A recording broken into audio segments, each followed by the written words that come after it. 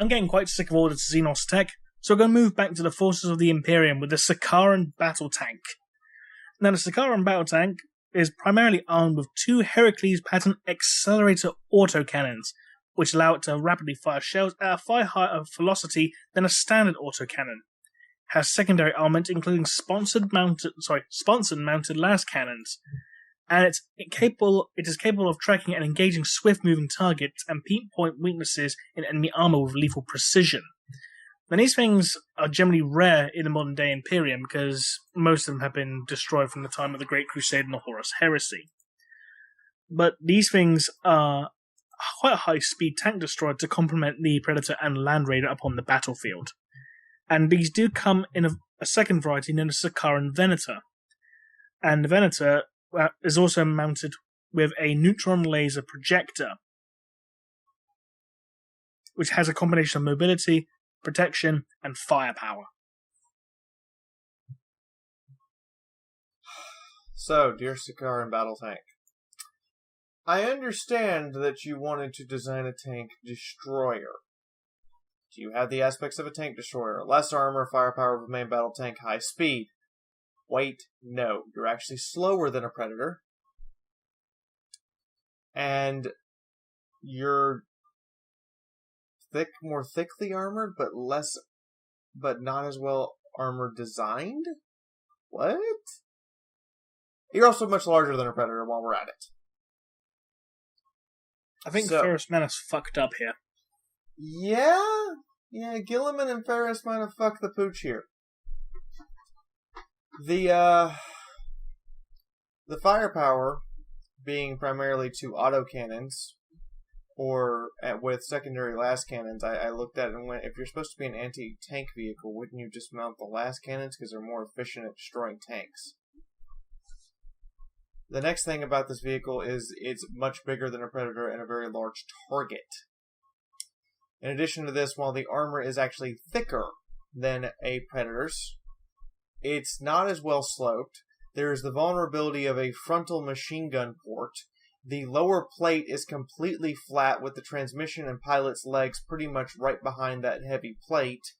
And the track design puts the track so far forward that you can actually shoot into the sprockets and road wheels without hitting the main body of the tank, effectively tracking and crippling it from movement.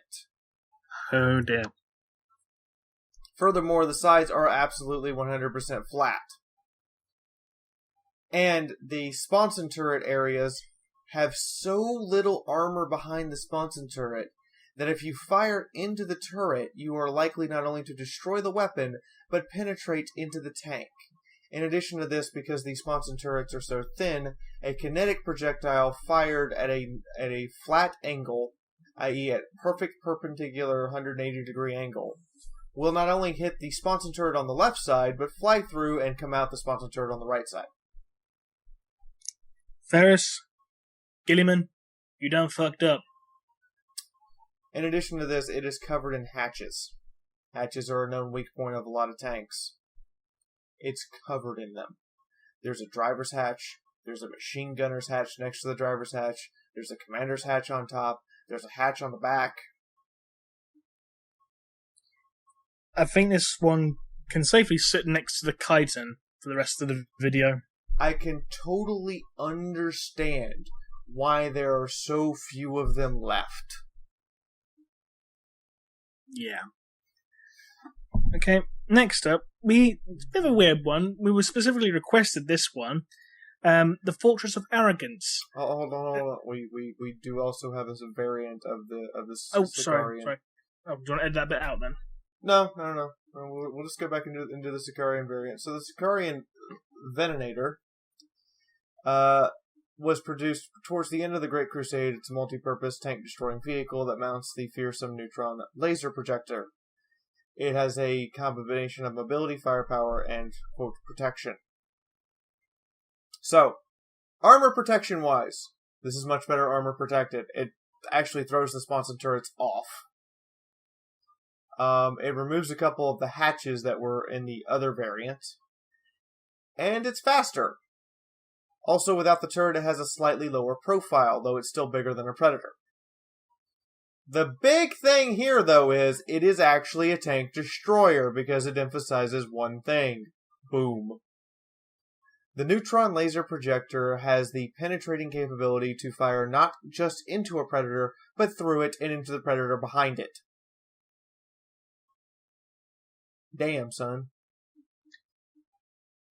Okay, so the Sakaran's only half crap then. This variant is actually good.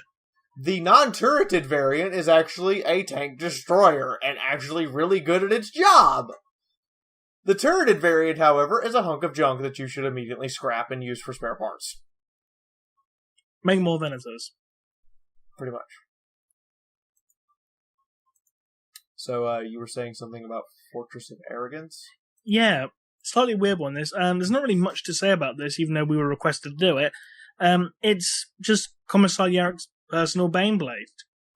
Except now it's got a armored cupola giving Yarek a pulpit from which he can command it and walk on. Although it does have enhanced sensor and communication arrays on the turret, it's just a Baneblade. Well, it's a slightly, quote, upgraded Baneblade, and by that we mean they added a couple more sponson turrets to the front, one on each side and one immediately next to the massive Demolisher cannon.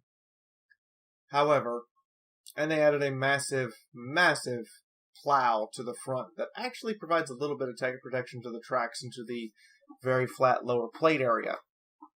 However, how is Commissar Yarek not dead? Oh, because reasons. Well, it's either the Orc War keeping him alive, or the Empress keeping him alive, or he's a perpetual, or it's actually Tzeentch doing something.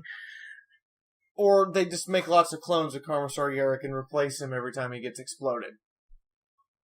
Heresy.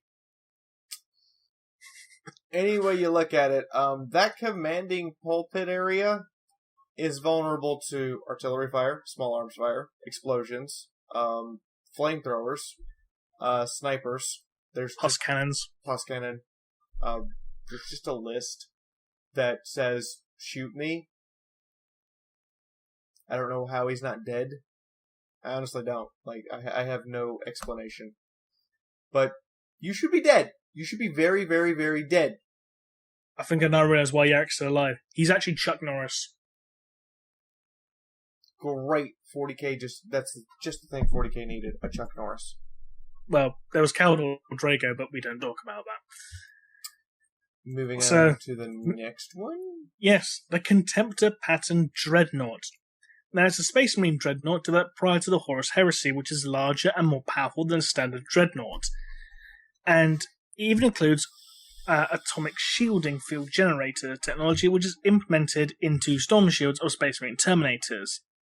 It comes equipped with a twin-linked heavy bolter and a Dreadnought close combat weapon with an inbuilt storm bolter and smoke launchers, although it can replace its equipment with a variety of weaponry, including a multi-melter, twin-linked heavy flamers, plasma cannon, heavy conversion beamer, or twin-linked las cannons. And can also replace the inbuilt storm bolter with that of a heavy flamer, and can also be upgraded with extra armor and a searchlight.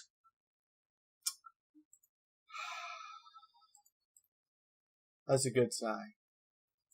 Because, just like the Decimator, hello pretty, how are you today? These things are stupidly well armored. They make the regular dreadnoughts that we see look like paper mache. Their conical shape provides an excellent amount of armor sloping to the front and sides of the vehicle. The vehicle has the thinnest plate comes out to 62 millimeters on the knee joint. That's the thinnest plate. The actual armor thickness, when scaled and calculated for the main body, comes out to somewhere between 127 millimeters to 136. And again, still better than the Chiton. And for those who don't know, the reason for the variance in the armor thickness and the reason it's never an exact measurement is because I have to scale these up from 1/1000th to full size in order to determine how thick the armor is. And in the process of scaling up, you end up with a variable armor thickness when you're talking about millimeters of thickness versus, and you're measuring in micrometers to determine the actual thickness. But anyway, yeah, it's a giant block of screw you. The back of it, like every single walker that we've ever gone over, is just the biggest problem, though. It's incredibly vulnerable. It has almost no armor on the back. The engine is exposed. The joints on the back are exposed. But from the front and sides, it is nearly indestructible. Congratulations, Imperium. Why don't you build more of these? Funny enough, there is actually a mass-produced version. It's called the Contemptor Quartus. And it's not as good, ideally. It's a mass-produced version with, robust systems and less potent systems. It's just a version purely designed for mass production. I'm okay with this. And the Quartus version to me is the more practical version because it says that it's capable of being repaired by the Adeptus Astartes guys in the field. Any weapon system that you design that the people operating it can also fix it means that it is very unlikely for these things to break and stay broken. There you go. So, by less potent, if you mean the electronics aren't as good and the hydraulics aren't quite as powerful, I'm okay with that. It's still got a stupid amount of protection and packs just as much firepower as a dreadnought, if not more firepower than a dreadnought. I'm okay with not having the fancy smancy thing that gives me radar for other armored vehicles. You can always use the good old-fashioned Mark I eyeball if you have to. It's going to be hard for pretty much the dead guy inside the dreadnought to see with his eyeball, because he's going to be seeing purely through view sensors. Point taken. Moving on, going back to the Necrons briefly for the Tesseract Vault. This thing is one of the ultimate weapons of destruction in the Necrons' arsenal. Within its center is a captured transcendent Catan, and the power of the Catan trapped within it is so great that the living metal walls are constantly being destroyed, and it's only through the continuous effort of the Vault's canoptic leeches that the walls are being kept in place. This thing has the ability to age its foes to dust, set acres of forest ablaze, and even trigger earthquakes. And in times of desperation, the Necrons will actually free the Catan from its prison to allow it to rampage across the battlefield, although in this state it's as dangerous to the Necrons as it is to the enemy. Do the Necrons just build lots of WMDs and throw them in the general direction of things they need to kill? Pretty much. How many times have we been taught that using enslaved creatures and people to attack your enemies is a bad idea? Yeah, quite a few. Because it didn't stop being a bad idea. The Catan inside is likely very, very, very pissed off at the Necrons holding it. Yeah. Furthermore, I don't care if it's living metal being repaired by nanomachines. This is not a weapon or an object that can continue to operate indefinitely. It will eventually destroy itself. You simply will scientifically run out of material to keep repairing it if it's actually breaking itself just to exist. The weapon also... I'm not even going to call it a vehicle at this point. It's a weapon system. The weapon system also is completely vulnerable to incoming enemy fire. The force shield generator is all you got. Once the force shield is down, you either close the weapon up and then, only use part of its attack capabilities, or you leave it open and therefore potentially vulnerable to having the Catan inside released while it's standing amongst your army and causing to rampage across things. The sheer amount of firepower, however, is stupid. There's levels of firepower. There's it's dead, overkill, more DACA, and stupid. You've gone to stupid level. It's usually not a good idea to go to stupid level because you might want to actually have something worth conquering once you're done fighting the enemy. In this case, it just seems like you want to burn it into absolute ash and dust and leave nothing behind. Did Necrons just go full retard on us? Necrons went full retard. And you never go full retard. They have created a vehicle that is just as threatening to them, that it cannot be sustained indefinitely for maintenance purposes, and, on top of all of this, has way too much firepower for one unit. Especially a unit that at any moment could potentially turn on you. Yeah, exactly. When you unleash the Catan, I'm assuming you literally open the door, quickly give it a shove, and just point it in the right direction and hope it goes that way. You hope it goes that way while the rest of you phase out immediately. That is your hope. Is you hope it goes in that direction while everyone else phases out right now. And you pray that it doesn't absolutely remember how it got there and therefore knows how to find you and leads all your enemies directly to you. Exactly.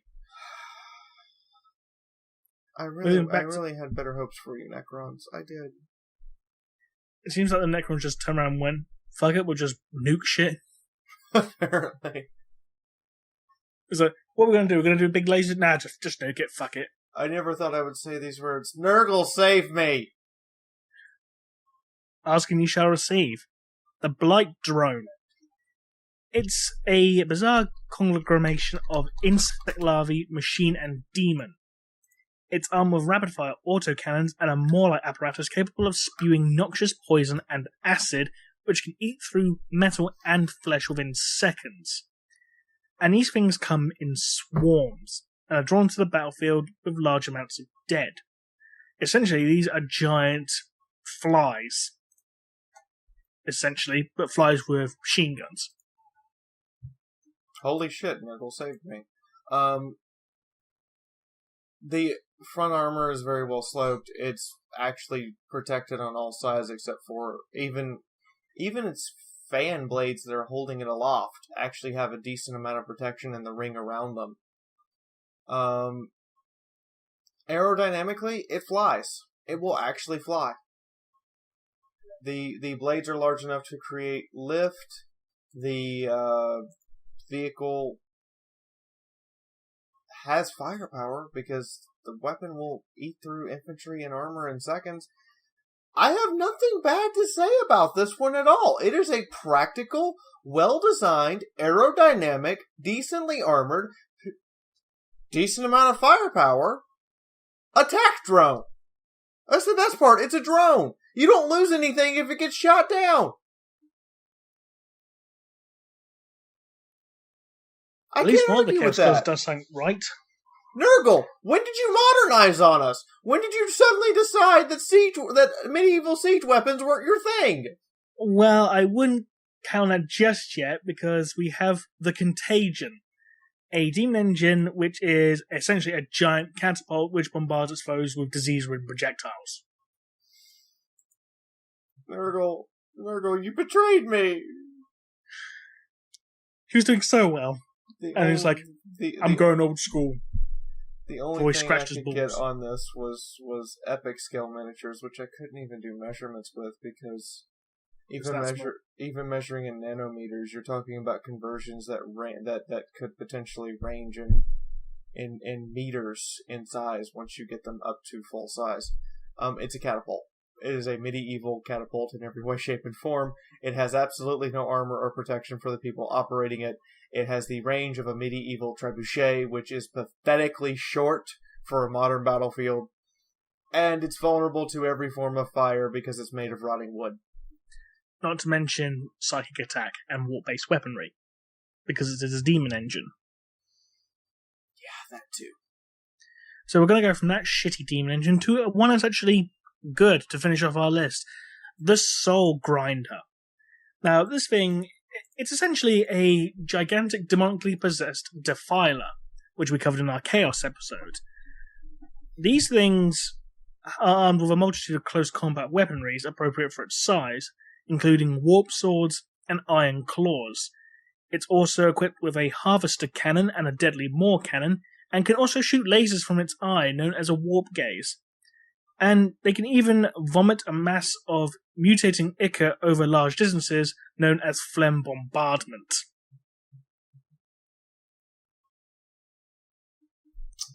Hi. So, the six-legged design is incredibly efficient for both speed and navigating difficult terrain. The hydraulics and joints are actually vulnerable to incoming fire. However, the joints are actually covered by what is effectively giant armored hubcaps on at least the middle knee joints and the lower ankle joints. The center ball-bearing joint, that's also the point where it connects to the main body, however, is completely exposed to incoming fire. Furthermore, it's made of demon flesh, which is apparently incredibly resistant to incoming fire. But also incredibly weak to psychic attack and warp-based weaponry. Yes. Warp-based weaponry and psychic attack it is incredibly weak to. However, generally speaking, incoming fire and most forms of anti-vehicle weaponry are actually insufficient to kill it. In addition to this, it regenerates. So you have effectively T-1000-esque upper torso. That's a terrifying prospect, isn't it? Yeah. And its crushing claw is about the same capability as a decimator's crushing claws. I say about the same. Its crushing claw is actually larger, but doesn't open as far. So it can deliver potentially more crushing force. I actually couldn't find any references to how much crushing force exactly was its max end. But it can pretty much crush up and turn a Space Marine into an aluminum can for recycling. It's a tin of jam. It's a tin of red Gilliman flavored jam. That warty goodness. Also, it's I did find that the maw on this thing is actually a weapon, which means that the person who designed a Predator variant to look like a Predator, I kind of facepalmed at. The maw is actually capable of, essentially, it has the same gravitational forces involved as a black hole when it is open and attempting to inhale prey. As it is trying to suck you into the realm of chaos through its mouth, before it bites down and crushes what's left of you that's still in the material realm. Or simply pukes up a phlegm bombardment afterwards. Yeah, that too. Which also means that its ammunition for said phlegm bombardment is infinite, because it's literally drawing from the realm of chaos to get the ammunition to spew forth. Just be careful of the Soneshi variant, because that ain't phlegm. Sorry, had to do that. The engine on the back, however, is incredibly vulnerable. Like every single walker we've gone over today, there's absolutely no attempt to protect the engine whatsoever. Should you be able to get behind it and actually destroy the lower engine part, you would basically immobilize it and result in the demon on top being pretty much bound to it and have to drag himself along by his crushing claws. Get me closer, come back here, I'm going to bite your shins off. It's essentially the Black Knight from Monty Python, isn't it? Yes. You can hack the legs off, and the upper half will still want to bite your legs off. And continue to hurl phlegm in your direction until you somehow manage to kill it permanently. So there we go. That's it. Yeah. But that being said, there's probably going to be a bunch of people saying, oh, you missed these vehicles. So we apologise in advance if there is one or two things we have missed out. I know we would have missed out the Mastodon, but that's literally just been released like the last week or so. We haven't had time to do that, so I do apologise. We we tried to fit everything we could onto this list. I tried to get I tried to have a physical model for every single one of them. I think only over the course of this, I've only had like 4 models I could not physically get my hands on, and then take my little micrometer measuring tape and stuff and go at it. Yeah, I have a full kit to like analyze stuff that's on a micro scale and then try to convert it into an actual full-size figure. Which we're going to explain in a Whispers episode coming up later. But yeah, we're sorry we can't cover every single vehicle in existence and every single variant ever made. We would be here for ever. Indeed. So, but we hope you enjoyed this journey with us through the Blitzkrieg series. I personally found it quite fun and interesting. I have had a wonderful time, and if you guys want to see more stuff by me, you can come over to my channel, or you can subscribe to 40K Theories and keep watching stuff by him, because he does some amazing, awesome work. And well, thank you. In the meantime, remember to slap the like button, or if you didn't enjoy yourself, well, the dislike button's right there, though you're not as cool. Just saying. And you probably like Matt Ward. Yeah, you probably like Matt Ward. No, that's a bit harsh. I apologise.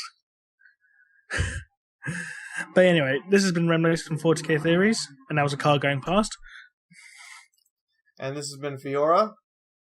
And we'll see you all again next time. See you then. Bye-bye. Bye-bye.